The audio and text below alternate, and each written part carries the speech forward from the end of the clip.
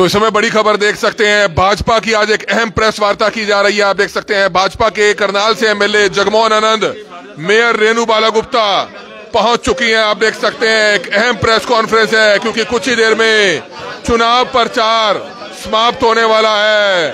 बड़ा खुलासा कर सकते हैं, बड़े मुद्दों पर बात रख सकते हैं। ये बड़ी खबर देख सकते हैं, एक अहम प्रेस वार्ता तुरंत बुलाई जाती है भाजपा के करण कमल कार्यालय में। बीजेपी की मेयर उम्मीदवार रेणु बाला गुप्ता, जगमोहन आनंद, अशोक खुराना, तमाम भाजपा के नेता इस समय आप देख सकते हैं यहां पर पहुंचे हुए हैं। ये बड़ी खबर इस समय आप देख सकते हैं, प्रेस वार्ता बीजेपी के करण कमल कार्यालय में की जा रही है। लाइव तस्वीरें इस समय देख सकते हैं। जगमोहन आनंद यहां पर मौजूद है, रेणु बाला गुप्ता यहां पर मौजूद है। क्या कुछ कहना चाहेंगे सर आज की प्रेस वार्ता पर?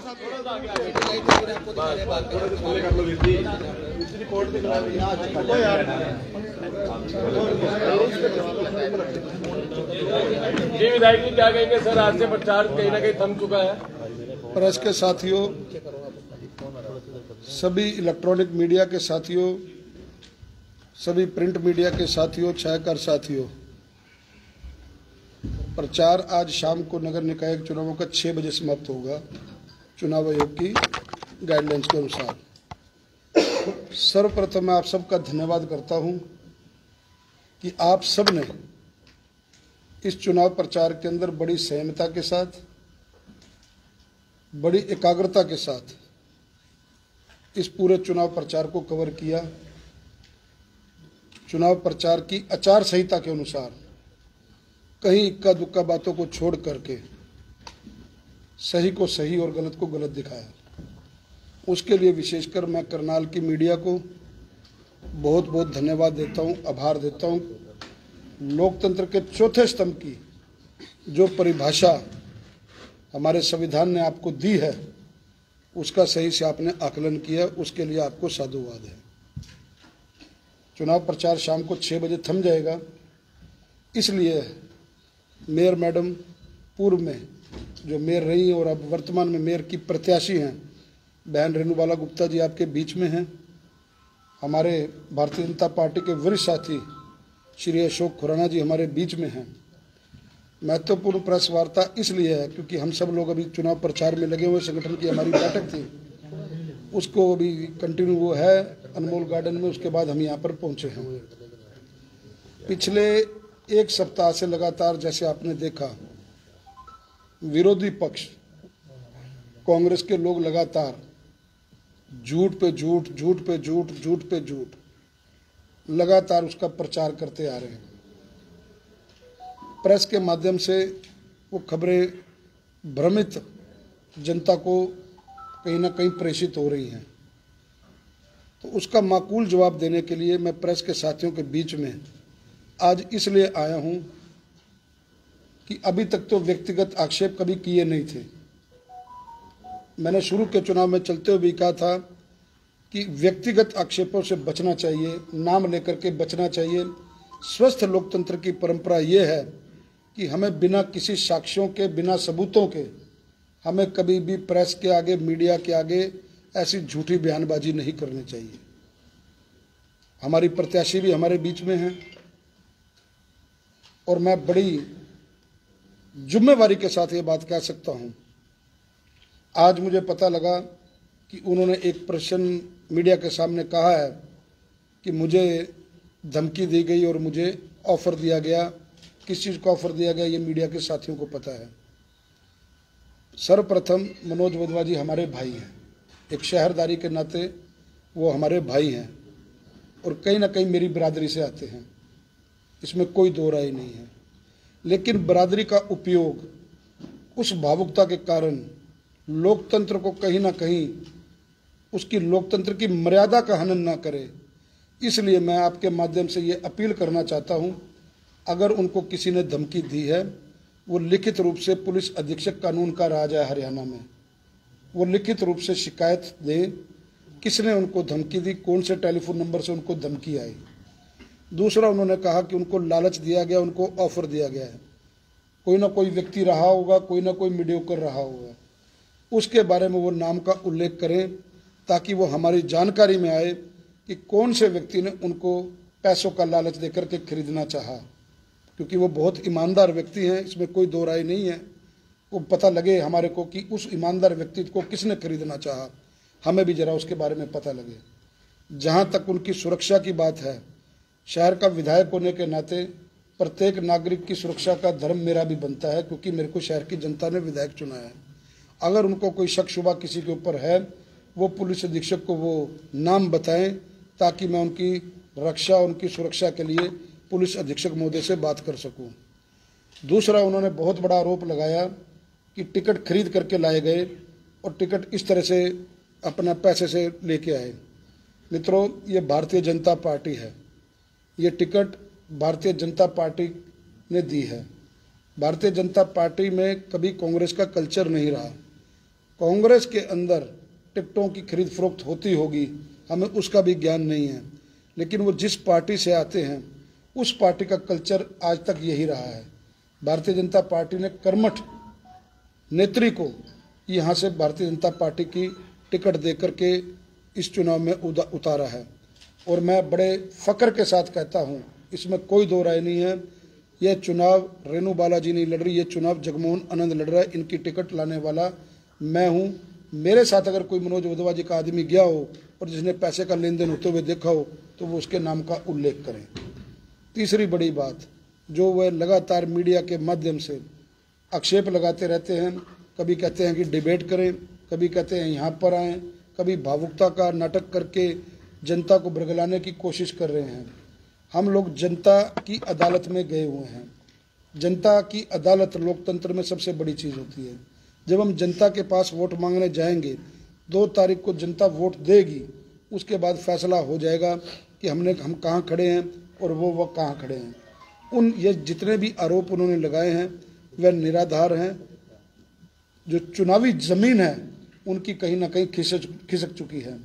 मैं शुरुआती चुनाव में लगातार एक बात कहता आया था कि यह चुनाव को कहीं ना कहीं बिरादरीवाद पर ले जाने की कोशिश की जा रही है, और वो कोशिश करेंगे, क्योंकि हर चुनाव में, पिछले चुनावों में भी मैं जिला अध्यक्ष था, बहन रेणु बाला गुप्ता जी ही प्रत्याशी थी, हमारे बीच में त्रिलोचन सिंह जी भी पहुंचे, हमारे भारतीय जनता पार्टी के वरिष्ठ नेता, उनका भी मैं स्वागत करता हूँ। कहीं ना कहीं उन्होंने ये आरोप लगाए, तब भी मैं उस बिरादरीवाद के मैंने करनाल का एक सामंजस्य बना रहे, भाईचारा बना रहे, समाज में विघटन ना हो, ये आपकी भी एक जिम्मेवारी बनती है, हमारी भी एक जिम्मेवारी बनती है। हमारा करनाल का भाईचारा कायम रहे।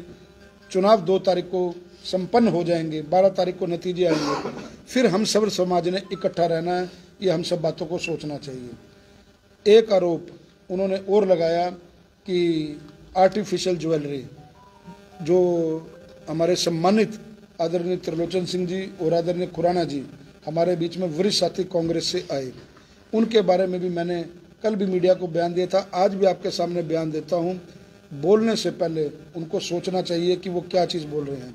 मुझे एक भी जो उनकी प्रेस कॉन्फ्रेंस में व्यक्ति बैठते रहे, चाहे वो मेरे आदरणीय पिता तुल्य जयप्रकाश गुप्ता जी हों, चाहे हमारी बड़ी बहन सुनीता सिंह जी हों, चाहे मेरे छोटे भाई हैं वीरेंद्र सिंह राठौर जी, वो प्रेस कॉन्फ्रेंस में बैठे हों, चाहे मेरे छोटे भाई बुद्धि राजा भी मेरे से 20 साल उम्र में छोटे हैं, मेरे को किसी भी कार्यक्रम में इक्का दुक्का छोड़ के, चलो बुद्धि राजा जी तो कहीं नजर आए भी होंगे, मुझे उनके कोई भी साथी, भीम मेहता जी मेरे पिता तुल्य बड़े भाई हैं, वो भी प्रेस कॉन्फ्रेंस में बैठ रहे हैं।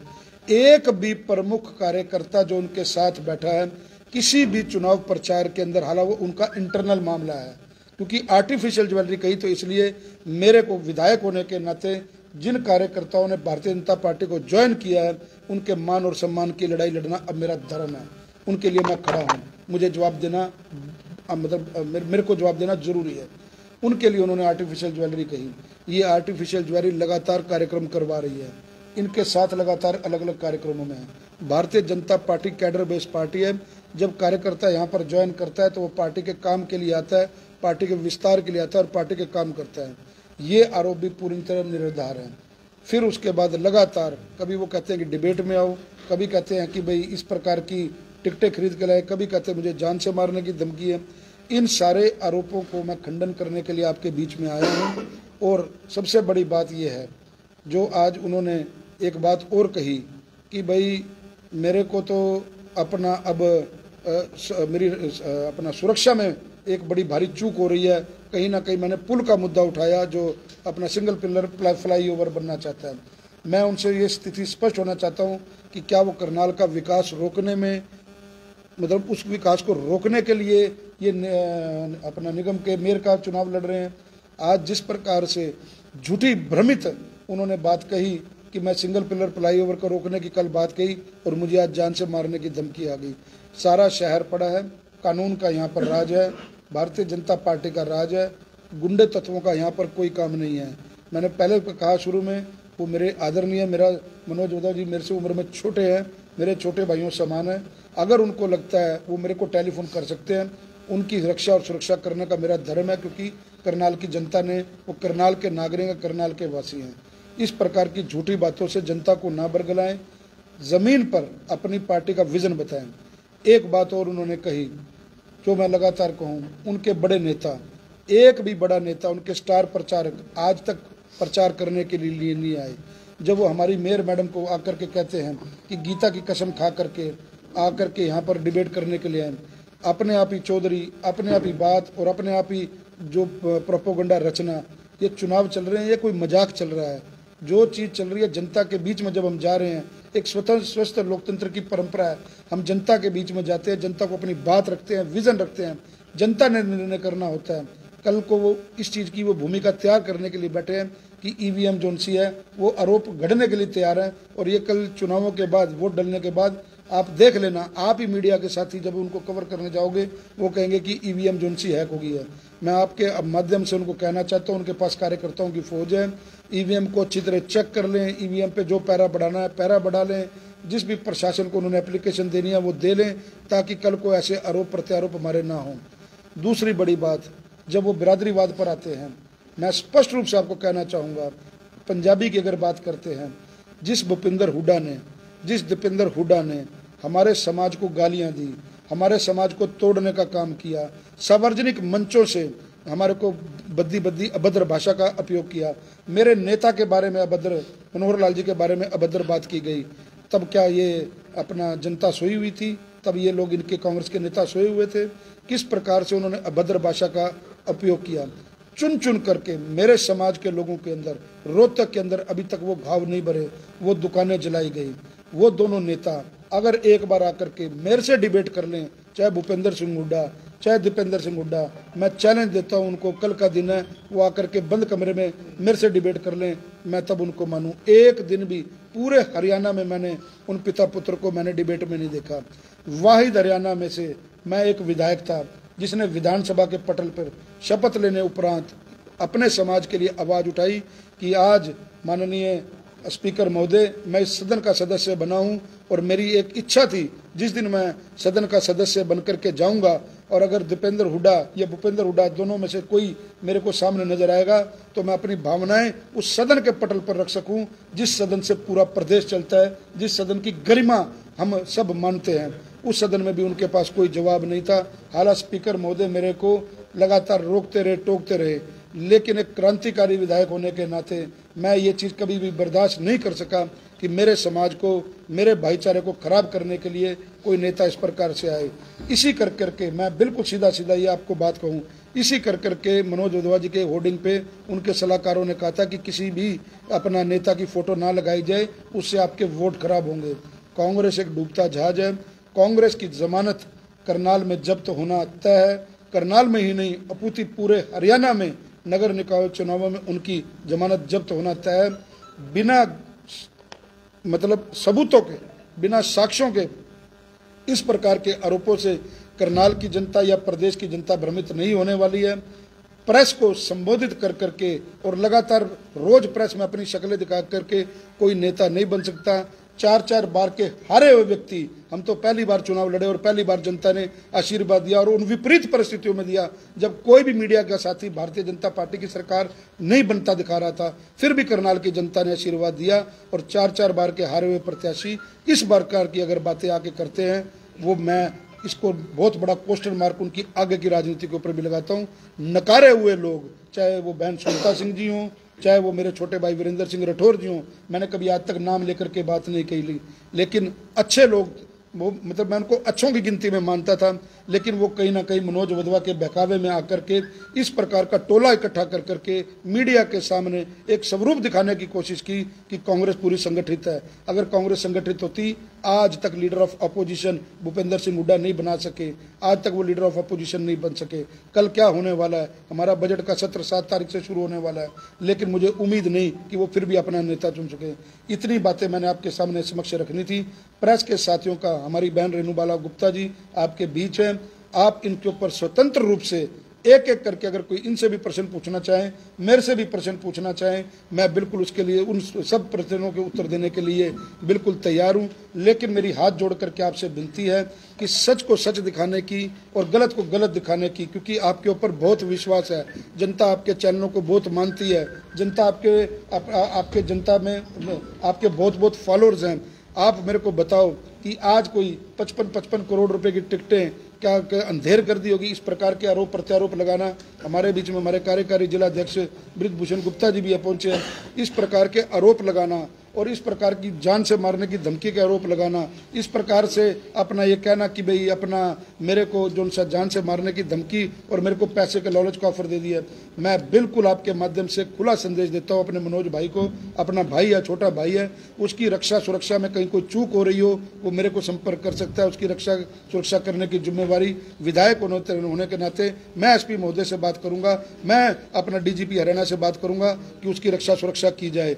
पैसे का किसी ने लालच दिया है, मेरे को उस व्यक्ति का नाम बताए, हम बिल्कुल कानूनी कार्रवाई करेंगे, चाहे वो कोई सगा भाई भी हमारा हो, हमारी पार्टी का कार्यकर्ता हो। इतनी बात मैंने आपको कहनी थी। आपका कोई प्रश्न है एक एक करके अगर आप एक मेरी बात कंप्लीट होने दीजिए, एक एक करके उसके बाद आप प्रश्न अगर पूछेंगे, सार्थक जवाब जनता को जाएगा। जनता को ये पता लगना चाहिए कि ये झूठ की राजनीति, ये काठ की हांडी, 4 बार का हारा हुआ व्यक्ति, विभिन्न दलों में रह करके आया हुआ व्यक्ति इस प्रकार के आरोप प्रत्यारोप करा के करनाल का भाईचारा खराब करना चाह रहा है। ये करनाल की जनता कतई बर्दाश्त नहीं करेगी। इसलिए मेरा आपसे निवेदन है कि एक एक करके जब मैंने उनसे सवाल पूछा कि धमकी किसने दी, फोन आया आपके पास आया, आप नाम बताओ उनका, तो उन्होंने कहा कि मैं नाम नहीं बता सकता, सबके साथ मेरा भाईचारा है। किस तरह से देखते हो इसको आप? अगर धमकी देने वालों को भाईचारा कहता है तो फिर बताइए आप, इसके ज्यादा मैं क्या जवाब दे सकता हूँ? अगर धमकी देने वालों को भाईचारा कहते हैं तो फिर मैं इसके बारे में क्या, मेरे पास इन प्रश्नों का उत्तर ही नहीं है। धमकी देने वालों को अगर हम भाईचारे में गिनती करें, मेरे को जरा धमकी दिलवाओ ना आप किसी से, कोई फन्ने का भी मेरे को धमकी देकर दिखाए ना। वो अपने आप को अनकी पंजाबी कहते हैं, फिर अनकी मेरे को दे के दिखाए ना कोई धमकी, मैं बताऊंगा ना फिर धमकी का लाभ लेने के लिए इस तरह से। देखिए कोरा बिल्कुल ये राजनीतिक लाभ है। देखिए उनके पिता मेरे पिता तुल्य हैं, मैं उनकी बहुत इज्जत करता हूँ। पिता की आंखों में आंसू ला करके ऐसी राजनीति मैं जीवन में नहीं करना चाहूंगा।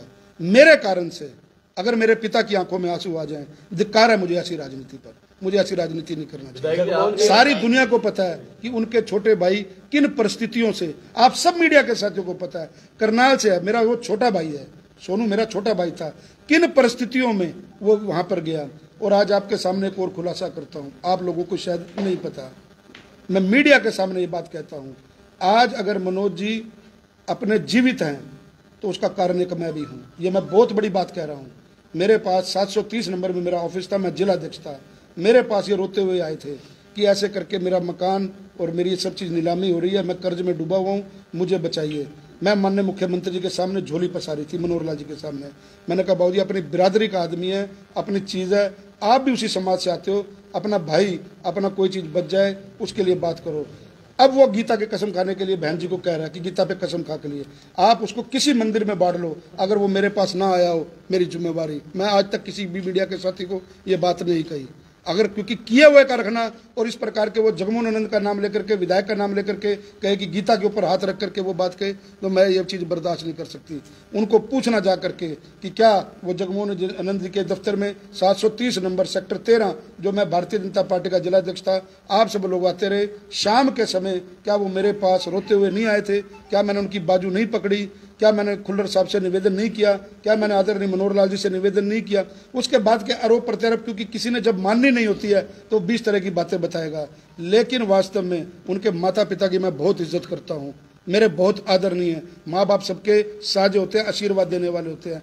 इस प्रकार से उनको आगे रख करके और एक समाज को तोड़ने के लिए इस प्रकार की अगर वो बातें करते हैं, तो मैं भी तो समाज से आता हूँ, मुझे भी उसी समाज ने अपना यहाँ तक पहुँचाया, उसी समाज ने विधायक बनाया, मेरे सर्व समाज ने, मेरे 36 बिरादरी के भाईचारे ने यहाँ पर विधायक बनाया। आप लोग 36 बिरादरी के भाईचारे में हो, 36 बिरादरी के पत्रकार हैं यहाँ पे, कोई महिला है, कोई सिख है, कोई पंचाल है, कोई अपना गोयल है, कोई अग्रवाल है, कोई पंजाबी है, आप लोग भी 36 बिरादरी। आप सब लोगों ने मेरी राजनीति देखी है, मैंने आज तक कभी व्यक्तिगत आरोप नहीं किसी के ऊपर लगाए, लेकिन मनोज जी को ऐसी बातें अपने पिताजी को भावुकता से आगे करने से अच्छा है कि ऐसी राजनीति ना करें। ऐसी राजनीति का कोई लाभ नहीं है। हम लोग बड़े शिष्टाचार वाले लोग हैं, बड़ी ईमानदारी से काम करने वाले लोग हैं। हमारी ईमानदारी के ऊपर प्रश्न चिन्ह लगा करके अपना पिछला इतिहास उससे सबक लें, किस प्रकार से 4-4 दल बदल करके कहां से बेनिफिट लेकर के सब मैं प्याज के छिलके अगर यहाँ उतारने लगूं तो कहीं ना कहीं मतलब वो किसी को किए हुए का मतलब मेरे को जो शिक्षा दी गई है कि भाई वो चीजें किसी की मतलब वो छिलके नहीं उतारने चाहिए। समाज का अपना भाई है, फिर भाईचारा है। कल फिर किसी शादी ब्याह में मिलना है, सुख दुख में मिलना है, गमी में मिलना है, फिर उसको गले लगाना है। इस प्रकार की बातें अनर्गल आरोप लगा करके राजनीति के लिए, ऐसी राजनीति मैं जीवन भर में, जो वाजपेयी जी ने कहा था चिमटे से भी उठाना उसको पसंद नहीं करेंगे, ऐसी राजनीति मैंने जीवन में नहीं की। इस प्रकार के आरोप प्रत्यारोप ना करें। जो मनोहर लाल जी ने उसके लिए किया है, कम से कम उनको उसका एहसानमंद होना चाहिए। आपने भी एक बात करी, विधायक जी भी आपने एक बात करी कि कानूनी कार्रवाई, कि अगर उनको कोई दिक्कत हो तो कोई कानूनी कार्रवाई होगी तो आप उसमें मदद करेंगे। जिस तरह से उन्होंने आप लोगों के ऊपर व्यक्तिगत आरोप लगाए कि आप लोग किसी तरह की कानूनी कार्रवाई उनके खिलाफ करेंगे? नहीं, हम नहीं करेंगे। हमारा क्या जरूरत है, हमारा मैं तो क्या छोटा भाई है, हम फिर समाज का अपना भाई है। कल फिर होएगी कानूनी कार्रवाई, फिर समाज के 10 लोग आगे बैठेंगे, कोई बात नहीं। चुनाव तो 2 तारीख तक है, हमारी कोई कानूनी का उसकी रक्षा सुरक्षा में कोई चूक हो रही है, उसको कोई इंटरनेशनल टेलीफोन आया है, उसको कोई देश से टेलीफोन आया है, वो बिल्कुल लिखित रूप से बयान दे। पैसे का जिसने ऑफर दिया है, कोई सगा संबंधी भी है, वो कॉन्फिडेंशियली दे दे, उसके ऊपर कानूनी कार्रवाई करवाना। जो चोर की सजा वो उस आदमी की सजा, ये मेरी जिम्मेदारी। जगमोहन जी बार बार प्रेस के सामने आरोप लगाते हैं अपना वधवा जी कि मेयर के पति, संबोधन में मेयर के पति बोलते हैं कि कसम खा के वो बताए कि कितनी उन्होंने अवैध कॉलोनियां काटी हैं। वो बार बार ये आरोप लगा, मेयर के पति कह के संबोधन करते हैं। 5 साल का भी कार्यकाल है, मेयर के पति बोलते हैं, नाम लेकर के अगर वो कहते तो उनको पता था कि मानहानि का दावा हो सकता है। ठीक है ना, मैं आपको बता दूं, उनको पता कि मानहानि का दावा हो सकता है। मेयर का नाम भी अभी, क्योंकि ये पूर्व मेयर रह चुकी है, मेयर नहीं है, तो वो बड़ी प्लानिंग से सारा ये काम करते हैं कि उनके पति के ऊपर कोई साक्ष्य, कोई प्रूफ, कोई चीज़ तो आदमी के पास कागज होगी कि भी ये कागजों में नाम है, रजिस्ट्री में नाम है, ये अपना तहसीलदार को कोई टेलीफोन की कॉल होगी, कोई उनके पास रिकॉर्डिंग होगी। आफ्टर ऑल वो 4.5 साल हमारी पार्टी में रहा है, दिन रात पार्टी में रहा है, इनके साथ डिप्टी मेयर रहा है। उनसे सबूत मांगे, कहते हैं कि इन चीजों के सबूत नहीं होते। तो कल को मैं विधायक हूँ, कल को कह देंगे सारा शहर जगमोहन बेच के खा गया, तो फिर मेरा तो काम यही रह गया, मैं मीडिया के सामने यही प्रेस बयान देता रह जाऊंगा। विधायक जी, मुद्दे गौण हैं इस चुनाव में, जातिवाद की तरफ ये चुनाव बढ़ रहा है। बिल्कुल ठीक प्रश्न है आपका प्रश्न बहुत बढ़िया प्रश्न है। इन्हीं बातों पे मैं कहना चाहता हूं, मुद्दे आधारित राजनीति करता वो हमारे से पूछता कि आप विकास क्या करेंगे। अब उन्होंने मैनिफेस्टो जारी किया, उनके मैनिफेस्टो की मेरे को बताओ अस्तित्व क्या है। मैनिफेस्टो जो बनेगा, बजट लाना है प्रदेश की सरकार ने, निगम का जो बजट बनता है उस निगम के बजट के अनुसार सारा अपना करनाल में काम होगा। वो आप किताब में 10 चीज़ें लिख दें, 15 चीज़ें लिख दें, जनता को ब्रेक लगा दें कि लंदन पेरिस बना दें। मैं आपके सामने मीडिया के सामने बिल्कुल स्पष्ट कहता हूँ, मैं लंदन पेरिस करनाल को बनाने का कोई दावा नहीं करता। हमारी बहन रेनू बाला गुप्ता जी बैठी है, ये कोई दावा नहीं करती, कोई लंदन पेरिस नहीं। मूलभूत सुविधाएं मेरे करनाल वासियों को मिल जाए, सड़क, नाली, सीवरेज, तारें अंडरग्राउंड हो, बिजली की तारें हो, डॉग्स का, मंकीज का जो मूलभूत सुविधाएं हैं वो हमारी प्राथमिकता है। करनाल शहर हमारा सुंदर हो, हमारे पार्कों का सौंदर्यीकरण अच्छा हो, हमारे जो झरने हैं, हमारे जो फूल हैं, उनसे हमारा शहर फूले महके, उनके ऊपर पहले काम करना है। वो मैनिफेस्टो लंबा चौड़ा बना दे। कल आप मीडिया के साथियों 6 महीने बाद आप लोग जवाब मांगने लग जाओगे, साल बाद आप लोग जवाब मांगने जाओगे, किस मुंह से आपके सामने आएंगे। इसलिए कोई झूठा वादा हम नहीं करते। हमारे मैनिफेस्टो ने, आदरणीय मनोहर लाल जी ने जो मैनिफेस्टो आपके सामने जारी किया, करनाल नगर निगम का किया, 100% उसके ऊपर जब हम निगम में दोबारा आपसे वोट मांगने के लिए आएंगे, 100% उनके ऊपर काम करना। तब आप मनोहर लाल जी से जवाब मांगना, तब आप जगमोहन आनंद जी से जवाब मांगना, तब आप रेणु बाला जी से जवाब मांगना। हम उसका आपको सही आकलन और सही जवाब देंगे। आधा घंटा शेष रह गया चुनावी प्रचार में, इस पर कुछ कहना चाहेंगे? मैं आधा घंटा इसलिए प्रेस आज मैंने बुलाई थी आपको भी, आप मीडिया के साथियों, क्योंकि लगातार मीडिया के साथियों को ये बात आ रही थी कि लगातार 5 दिन से लगातार वो मतलब आधारहीन आरोप लगाते जा रहे थे। और एक भाई बहन के रिश्ते को खराब, एक समाज के रिश्ते को, आज उन्होंने एक बात और कहीं मैं मीडिया में सुन रहा था कि उस समाज ने मतलब तोड़ने की प्रवृत्ति देखो कि जब जगमोहन आनंद को टिकट मिली थी तो उन्होंने अपना ताकत दिखाई थी अपने समाज को लेकर के। मैं उनसे पूछना चाहता हूं कि वो जरा वीडियो देखें, अच्छे से देखें। उसमें सारे क्या वैसे समाज के लोग थे? उसमें हमारी पार्टी के पदाधिकारी भी गए हुए थे, हमारी पार्टी के लोग भी गए हुए थे। टिकट मिलने के बाद एक रोष होना, जो आदमी टिकट मांग रहा हो, मेरे 15 आदमी टिकट मांग रहे थे, हमने सबके, अशोक सुखीजा जी के घर भी हम लोग गए, मुकेश अरोड़ा जी के भी घर गए। तो ये चीज़, ये पार्टी हमारा परिवार है अपना, उनकी तरह हमारी जूतम पजार नहीं होती। उन्होंने कहा कि भाई अपना इस प्रकार के आरोप, आज मैं आपको यकीन के साथ कह सकता हूं, मंचों पे उनके साथ जो व्यक्ति बैठे हुए, जो मंचों पे बैठे हुए, ये आरोप खाली आरोप नहीं है, मंचों पे उनके साथ जो व्यक्ति आज भी बैठे हुए, उन्होंने मेरी पैसे से भी मदद की हुई है, चुनावों में मेरी पैसे से भी मदद की हुई है। जो मंचों पे आज कल तक जिन्होंने प्रेस कॉन्फ्रेंस करी है, वो आरोप लगा रहे हैं त्रिलोचन सिंह जी पे और अपना अशोक खुराना जी पे। ये अपने आप को, क्योंकि अब वो उस भंवर में फंस गया है, उस भंवर से निकलने के लिए, क्योंकि अब उस, जैसे वो कहते हैं कि दलदल में आदमी फंसता रहता है, वो चीज है। मेरा व्यक्तिगत भाईचारा त्रिलोचन सिंह जी के साथ अच्छा था, मेरा व्यक्तिगत भाईचारा अपना खुराना जी के साथ अच्छा था, मेरा व्यक्तिगत भाईचारा जो प्रेस में वो लोग बैठे हुए हैं उनके साथ अच्छा था। उसमें क्या दिक्कत है? मदद आदमी कोई करता है, उसमें बुराई क्या है? लेकिन आज वो इस प्रकार के आरोप लगाएं कि ब्रिज गुप्ता जी ने या रेणुबाला गुप्ता जी ने अपनी ताकत दिखाई और करी। भाई वो दिखाई 4 दिन के लिए दिखाई, अपना अस्तित्व अगर वो हैं, इसमें कोई बुराई नहीं। अगर कल को मेरे को टिकट ना मिलती, मैं नाराज होता, आज मेरे को टिकट मिली, ये नाराज हुए, 4 दिन बाद लौटे तो सही ना, अपनी मुख्य धारा में लौटे ना। पार्टी ने वही चीज के तो देख के टिकट दी, पार्टी ने वही चीज देख के तो टिकट दी, और उसको आरोप लगा रहे 55 करोड़ रुपए। ऐसी कौन सी इसमें लॉटरी है 55 करोड़ रुपए की? मुझे बताओ आप, 55 करोड़ रुपए, मतलब कोई ढंग का आरोप लगाए। और आज वो मेरे सगे हो गए, आज वो ये समाज को दिखाने के लिए मेरे सगे हो रहे हैं। तब कहां थे? तब आते मेरे पास कि जगमोहन जी कोई बात नहीं, ब्रिज गुप्ता जी आपके खिलाफ है, रेणुबाला गुप्ता जी आपके खिलाफ है, मैं कांग्रेस छोड़ के आपके पास आ रहा हूं। आते ना मेरे पास, सामाजिक भाईचारे के नाते मेरी बरादरी से आते हैं ना। मेरे पास तो नहीं आए वो, मेरे पास तो नहीं आए ना। ये प्रश्न आप उनसे पूछेगा। वो धमकी देने वालों के नाम नहीं बताते, आप मदद करने वालों के नहीं बताते। फिर वो ये तो कह रहे हैं कि ये आपके खिलाफ थे। जब वो समाज अपना मेरी बरादरी का दावा होने की बात करते हैं तो कम से कम मेरे को एक टेलीफोन करके तो हौसला देते। मैं तो फिर उनके घर चल के मदद मांगने गया था, मैं गया था मदद मांगने, मैं बिल्कुल स्पष्ट तौर पर कह दूं, मनोज वधवा जी के घर चलते चुनावों में मैं मदद मांगने गया था। मैं झोली पसारने के लिए गया था कि मैं भी समाज की तरफ से लड़ रहा हूं, तो मेरी आज तो समाज की बात करते हो तुम लोग, तो आज मदद करो। तो उन्होंने कितनी मदद की आप सबको पता है। रेणुबाला जी, आप कुछ कहना चाहेंगे? जो आरोप लग रहे हैं उस पर कोई अपनी बात रखना चाहेंगे? ये जो आरोप प्रत्यारोप की राजनीति है, मैं हमेशा इससे दूर रही हूँ, क्योंकि लगातार 11 साल 2013 से जब से करनाल के लोगों के बीच में एक परिवार की तरह मजबूती के साथ करनाल के विकास का कार्य माननीय मनोहर जी के नेतृत्व में, माननीय नायब सिंह जी के नेतृत्व में करने का अवसर मिला, बहुत कुछ सीखने को मिला। उसमें लोगों के साथ जो प्रेम प्यार मजबूती मिली, उसमें मैंने कभी भी किसी के ऊपर आरोप प्रत्यारोप लगाने का कोशिश नहीं की। और जो ये भ्रष्टाचार की बात करते हैं आदरणीय मनोज जी, ये हमारे साथ 5 साल डिप्टी मेयर भी रहे। उसके बाद जब उन्होंने दूसरी बार मेयर का चुनाव लड़ा, तब उन्होंने कहा कि अब की बार नगर निगम में भ्रष्टाचार इसलिए नहीं हुआ क्योंकि मैं डिप्टी मेयर था, और मैं डिप्टी मेयर था, मैंने सारे भ्रष्टाचार को रोक के रखा, वरना मेयर मैडम भ्रष्टाचार कर देती। उसके बाद जनता के मैंडेट के साथ जब मैं नगर निगम में दोबारा आई, आज वो कहते हैं कि 10 साल में भ्रष्टाचार हुआ। वो 5 साल भी उन्होंने पिछले काउंट कर लिए, जबकि वो स्वयं भी डिप्टी मेयर थे। अब ये बार बार अपने बयानों को बदलते हैं, इसलिए मैं इन बातों में नहीं पड़ती। मैं लगातार अपने चुनाव प्रचार में, क्योंकि हमारी पार्टी जिस तरह से संगठन हमें सिखाता है कि लगातार संपर्क साधो, संपर्क से ही हम अपना परिवार भी बढ़ाते हैं और विकास भी करते हैं।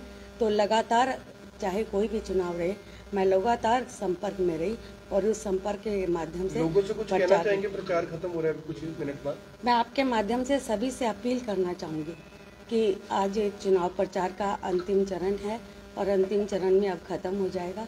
अब हम व्यक्तिगत तौर पे टेलीफोन करके या किसी से बात करके हम अपने एक दूसरे को प्रेरित करें कि वो मताधिकार का प्रयोग जरूर करें। अपने मताधिकार का प्रयोग करते हुए वो ये बात का ध्यान रखे कि इन 10 सालों में किस तरह से शहर की तस्वीर को बदला है, पिछले 60 सालों में करनाल की क्या दिशा थी, क्या दशा थी, और इन 10 सालों में करनाल प्रगति के पथ पर कितना आगे बढ़ा है। यह आंकलन वो आंकलन कर ले कि किस तरह से भारतीय जनता पार्टी ने एक मजबूती के साथ केंद्र में, प्रदेश में और शहर में विकास के कार्य करवाए हैं। माननीय विधायक जी आपके बीच में मौजूद है, लगातार 5 महीने से जनता की सेवा में लगे हुए हैं। माननीय मुख्यमंत्री जी सरल सौम्य स्वभाव के साथ प्रदेश के विकास के लिए नॉन स्टॉप हरियाणा बनाने के लिए काम कर रहे हैं। केंद्र में हमारे केंद्रीय मंत्री मनोहर जी काम कर रहे हैं, माननीय मोदी जी काम कर रहे हैं। जब ये सारे स्ट्रीमलाइन होकर एक अपने शहर को, अपने प्रदेश को, अपने देश को विकसित भारत बनाने की कल्पना कर रहे हैं, तो हम लोगों के बीच में जाकर यही लोगों से अपील कर रहे हैं। और मैं अपील करना चाहूँगी, जब इस बात का आंकलन करें तो 2 तारीख को आप अपने मतदान को करने अवश्य जाएं, और मतदान को करते वक्त इस बात को ध्यान में रखें, अपने प्रत्याशी को मतदान करें कि कौन आपके विकास में, कौन आपके विश्वास में, कौन आपके साथ रहकर विकास के कार्य कर सकता है, पर मजबूत कार्य कर सकता है, पारिवारिक रिश्तों को मजबूत कर सकता है। आप अपने प्रत्याशी को चुने और शहर में क्या स्थिति होने वाली है? आपने बोला था कि हरियाणा सरकार का बजट आता है तब करनाल में विकास होगा, विधायक के बिना विकास नहीं करता। उनका कहना है कि नगर निगम का अपना अलग बजट होता है, उससे विकास करेंगे। नगर निगम का जो बजट होता है आएगा तो हरियाणा का बजट पेश होगा तो उसमें तो निगम को आवंटित राशि आवंटित होगी। तो अनपढ़ आदमी को भी पता है। बजट तो हरियाणा का एक ही आता है ना, हरियाणा विधानसभा में। हरियाणा विधानसभा में जो बजट एलोकेट होता है उसके बड़ा निगम को बजट एलोकेट होता है कि निगम को कितना बजट देना है, विकास का कितना बजट देना है। तो सीधी सी सरल सी भाषा है। आरोप लगा रहे हैं, आप लगातार सुन भी रहे हो, अक्सर आप बोलते नहीं, आज कुछ कहना चाहेंगे जो बिल्कुल आज मैं कहना चाहूंगा कि वो झूठा आदमी है, झूठ पे राजनीति करता है, उसका अपना कोई अस्तित्व नहीं है, जनता को गुमराह करता है, झूठ बोल के बात रखता है, गीता की कसम खाने की बात करता है। वो मंदिर में चल के गीता की कसम खाए और साबित करे 1 रुपए का कोई भ्रष्टाचार हुआ हो तो मैं राजनीति भी और करनाल भी छोड़ दूंगा। विधायक जी, एक अंतिम प्रश्न है। सवाल फिर वही घूमकर आ गया, आर्टिफिशियल ज्वेलरी और खरा सोने को लेकर। आपके बगल में त्रिलोचन सिंह जी बैठे हैं, जिन्होंने हमेशा कांग्रेस का झंडा बेखूबी बुलंद किया। अकेले यही होते थे जो हमेशा कांग्रेस का झंडा बुलंद करते थे। क्या ये आर्टिफिशियल ज्वेलरी है या खरा सोना ये थे कांग्रेस में? 2 तारीख के बाद, 2 तारीख की वोटिंग के बाद मैं बड़ी जिम्मेवारी के साथ आधिकारिक रूप से बयान दे रहा हूं। 2 तारीख की वोटिंग के बाद 12 तारीख को जब नतीजे आएंगे, 13 तारीख के बाद जितने भी इर्द गिर्द उनके लोग बैठे हुए हैं सब पाइपलाइन में। मेरे को आदरणीय मनोहर लाल जी ने रोक दिया। पाइपलाइन कैसी पाइपलाइन? मेरे को आदरणीय, मैंने बस इतने कह दिया। मैंने क्या बोला? पाइपलाइन में। मेरे को आदरणीय मनोहर लाल जी ने रोक दिया। मेरे को आदरणीय मनोहर लाल जी ने रोक दिया। अदरवाइज आप 2 तारीख को देखेंगे इनके बस्ते लगने वाले नहीं है, बस्ते कांग्रेस के।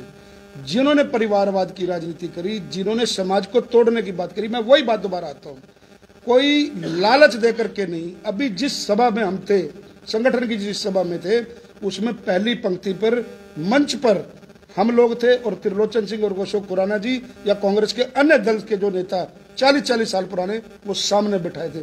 ये भारतीय जनता पार्टी की खूबसूरती है। वो सारे लोग प्रेस के लिए आ रहे थे, सिर्फ बस प्रेस के लिए।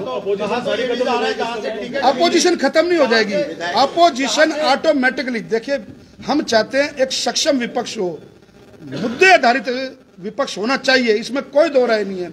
लेकिन विपक्ष मतलब आप मेरे को बताओ, आज जयप्रकाश गुप्ता जी मेरे पिता तुल्य, ना विधानसभा में कहीं साथ नजर आए, ना एक दिन कहीं वो अपना नजर आए, और प्रेस कॉन्फ्रेंस में आकर के आप बैठ करके बयान दे रहे हो।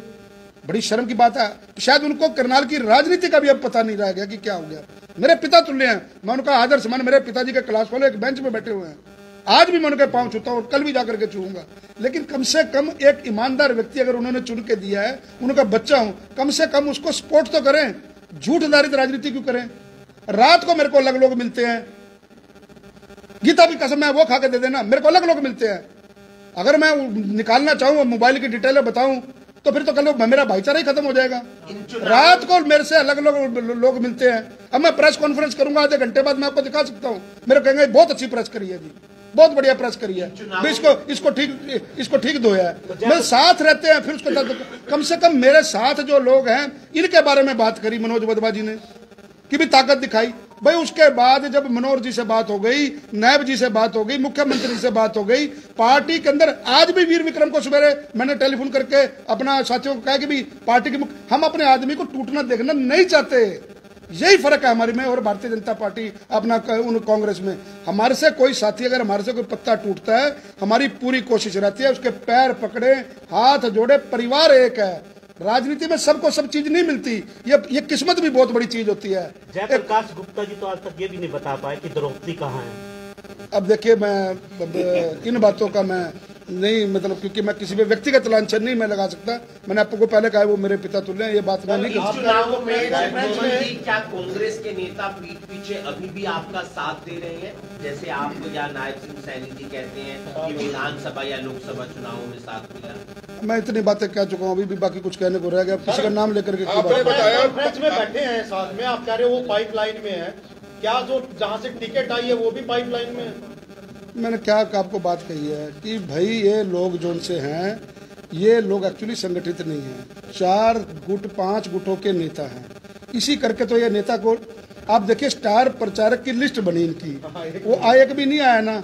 आदरणीय मनोहर लाल जी यहाँ आए, नायब सैनी जी पूरे दिन यहाँ पे रहे। रात की बड़ी बात बताऊं जी, जो यहाँ के संयोजक थे उन्होंने रिजाइन भेज दिया पार्टी को। अब बताओ आज किस प्रकार की चुनाव के संयोजक थे यहाँ के करनाल के कांग्रेस के उन्होंने रिजाइन भेज दिया। कौन सी पार्टी के? कांग्रेस के क्या नाम है? नाम तो आप पता कर लें, जो संयोजक थे वो एक ही थे। कौन थे? विधायक अशोक अरोड़ा जी मेरे बड़े भाई हैं, उनका भी सम्मान करता हूँ। विधानसभा में मेरे साथियों से बहुत कुछ सीखा है। आए थे एक बार आए थे। आप लोग वो तो उनसे पूछते नहीं।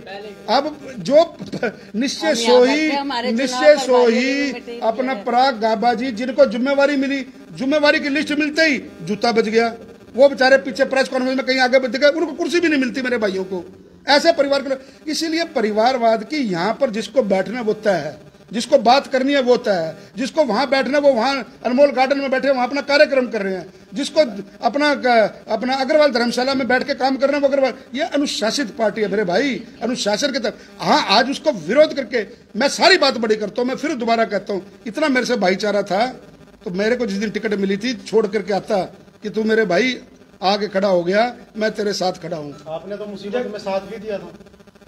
मैं परमात्मा को हाजिर नाजिर मान के कहता हूँ भाई, करने के बाद सुनाना नहीं चाहिए, वक्त आदमी को याद रखना चाहिए।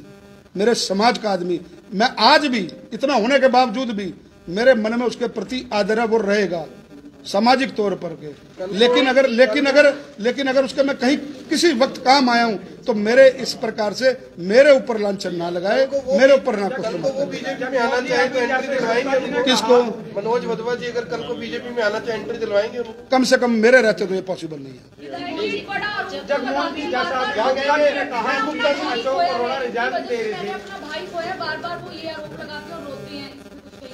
बिल्कुल कहूंगा, जब उनके भाई, इन पुरानी बातों को वैसे दोहराने का नहीं, क्योंकि प्रेस वो भी देख रहे होंगे तो उनको तो तकलीफ होना, उनकी माताजी और पिताजी जिनका पुत्र गया होता है उसको तकलीफ होती है।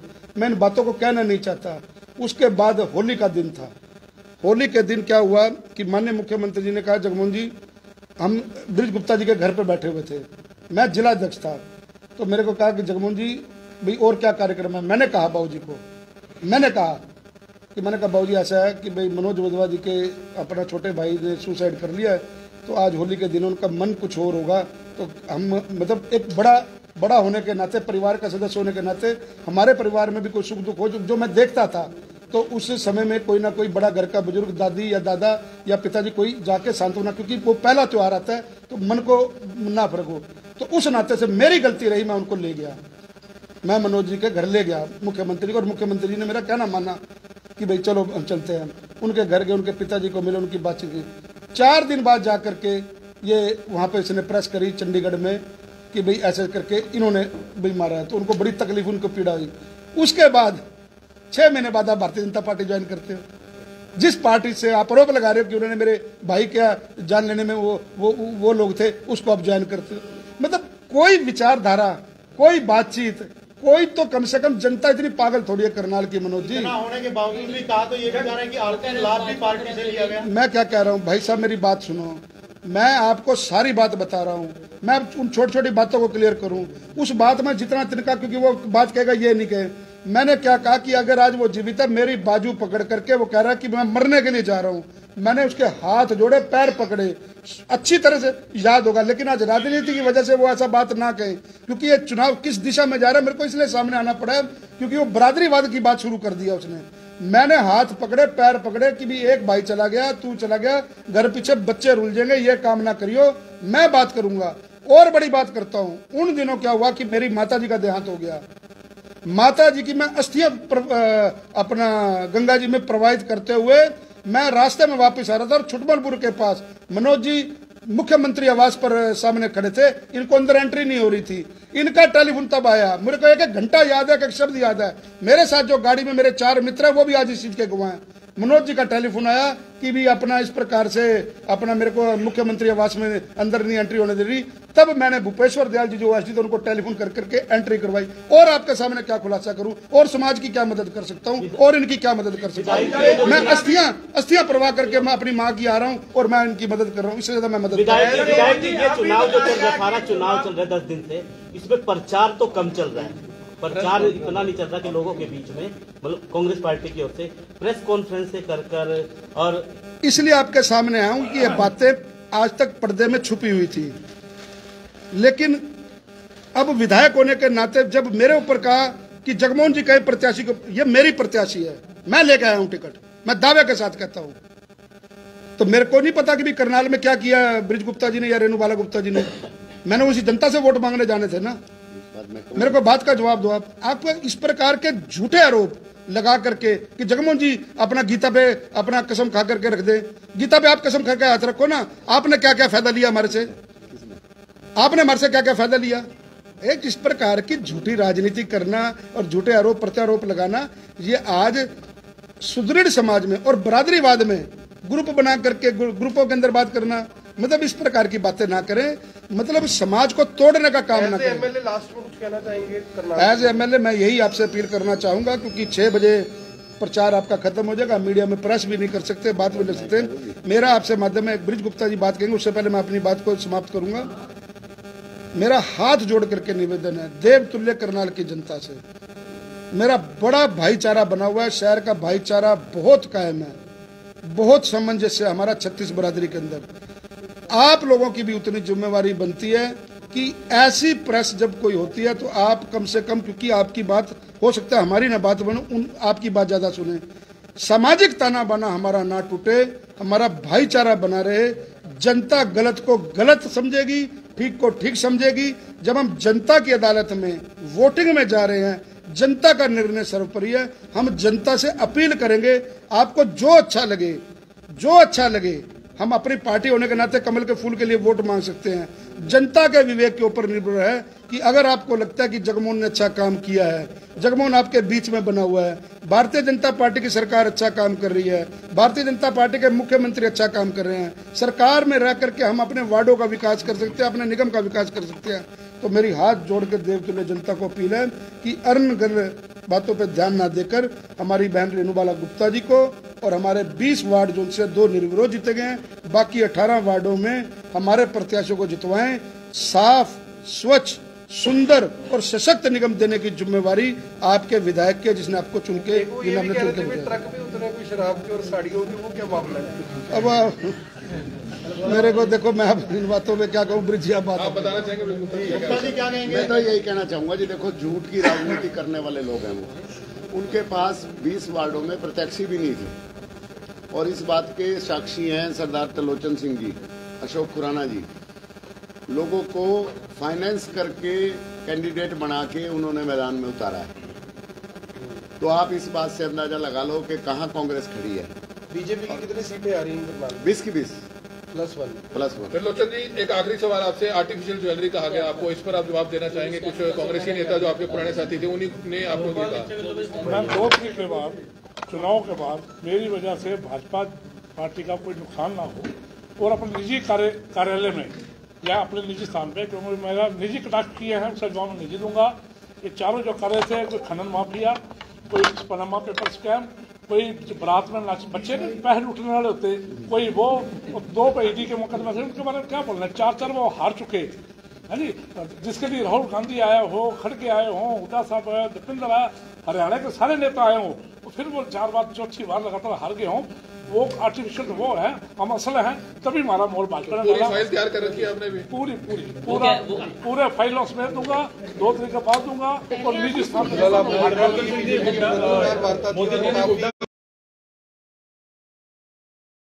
इस समय आप देख रहे थे भाजपा के करण कमल कार्यालय से, जहां पर आपने देखा भाजपा की तरफ से 40 मिनट तक जो है प्रेस कॉन्फ्रेंस की जाती है। जगमोहन आनंद, एमएलए भाजपा करनाल, और रेणुबाला गुप्ता और उनके पति ब्रिज गुप्ता, इस प्रेस कॉन्फ्रेंस में मनोज वर्मा द्वारा जो आरोप लगाए गए हैं, जो कांग्रेस के मेयर उम्मीदवार हैं, सभी सवालों का जवाब देते हुए नजर आ रहे थे। हमारी आप लोगों से अपील है, ज्यादा से ज्यादा लोगों तक इस वीडियो को जरूर पहुंचाइएगा। कमल मिड्डा, करनाल ब्रेकिंग न्यूज, करनाल।